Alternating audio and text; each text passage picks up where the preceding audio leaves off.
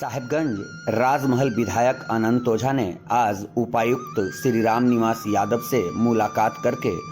उनको जानकारी दिया कि राजमहल विधानसभा क्षेत्र अंतर्गत गंगा कटाव से रोकथाम हेतु अस्थायी कटाव रोधी कार्य अविलंब कराने तथा प्रभावित लोगों को उचित मुआवजा सहित पुनर्वासित करने के संबंध में यह मुलाकात हुई। विधायक ने सौंपे ज्ञापन में बताया है कि उधवा प्रखंड के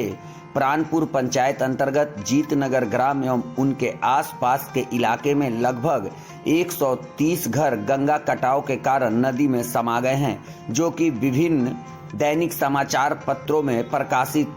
हुई है और उसी से जानकारी हुआ है। अतः उन्होंने उपायुक्त से कहा है कि वह गंगा कटाव रोधी कार्य अविलंब उन इलाकाओं में शुरू करे ताकि जन का ज्यादा क्षति न हो सके। उपायुक्त ने विधायक को आश्वस्त किया है कि यह कार्य प्रथम साहेबगंज जिले के आदरणीय उपायुक्त महोदय से मिलना हुआ और विशेष रूप से मेरे विधानसभा क्षेत्र के उधवा प्रखंड में लगातार गंगा कटाव जारी है और गंगा कटाव को लेकर के एक पूरा का पूरा गांव जीतनगर वो मां गंगा के में विलीन हो गया। इस विषय को लेकर के हमने पिछले दिनों जो विधानसभा का सत्र चल रहा था उस समय विधानसभा के सत्र में भी हमने सरकार से मांग किया था कि वहां गंगा कटाव रोधी कार्य चालू किया जाए, उस गांव को कटने से बचाया जाए। लेकिन जो शासकीय लापरवाही है, प्रशासनिक शिथिलता है, सरकार ने मुझे उत्तर भी दिया कि उसके लिए जो उसका तकनीकी स्वीकृति प्रदान की जा चुकी है, जल्द से जल्द काम प्रारंभ होगा। लेकिन प्रशासनिक जो अधिकारी है,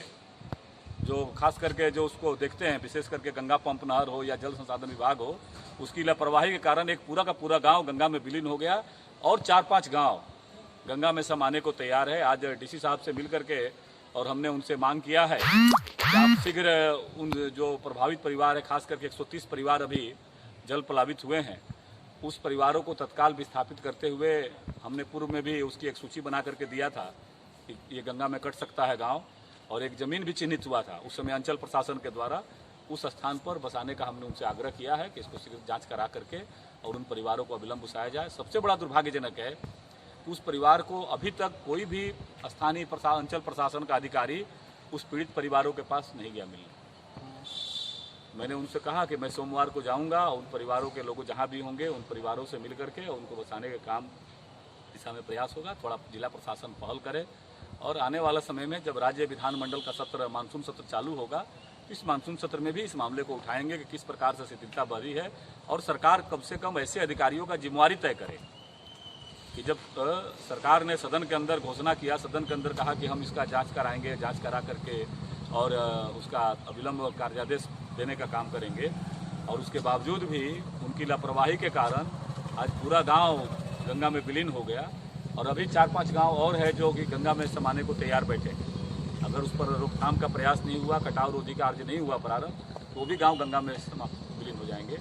इसको लेकर के हम लोग विधानसभा के अंदर इस मामले को उठाएंगे। एक दूसरा सवाल पे नहीं, वो तो मैंने साफ साफ कहा था कि साहेबगंज शहर है, साहेबगंज शहर को बचाना है, यहाँ के लोगों का जीवन को बचाना है।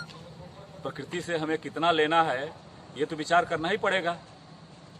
जो भी लोग हो, कहीं न कहीं ये लापरवाही हुई थी और उस लापरवाही के कारण जो है आप देख सकते हैं कि लगातार जो घटनाएं घटी थी। मेरा घर जहाँ ये विस्फोटक का काम होता है वहाँ से 5-7 किलोमीटर दूर है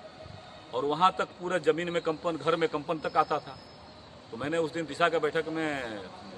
आदरणीय अध्यक्ष महोदय और डीसी साहब को हमने आग्रह किया था,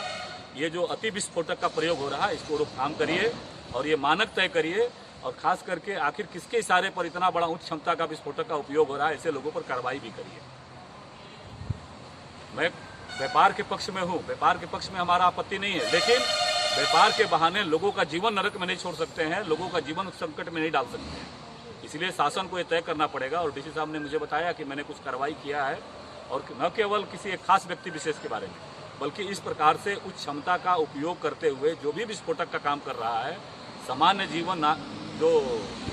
जनगण का जीवन को संकट में डाल रहा है, ऐसे लोगों पर तो सख्ती से कार्रवाई होना ही चाहिए।